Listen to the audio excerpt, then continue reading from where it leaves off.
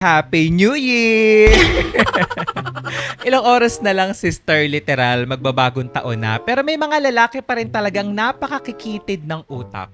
Diba?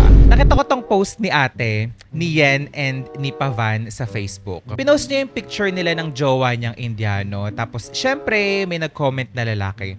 Ang sabi is, wag mo po isipin sinasabi ng iba. Ang mahalaga, nakaahon ka po sa kahirapan. Tapos sa baba, kung titignan nyo, ay yung sagot niyan. Which is, hello! Ano namang masama doon? Diba, sister? Like, 2024 na te. Like, literal, ano masama kung maghanap tayo, maghanap ang mga kababaihan, lalong-lalo na ng AFAM na alam nila na mas better, na mas maayos, na mas mabibigyan sila ng magandang buhay kesa sa mga Pilipinong nandito sa atin. 'Di ba? Ito pa ang worst dito, sis. Itong ganitong mindset is nanggagaling sa mga lalaking brokey.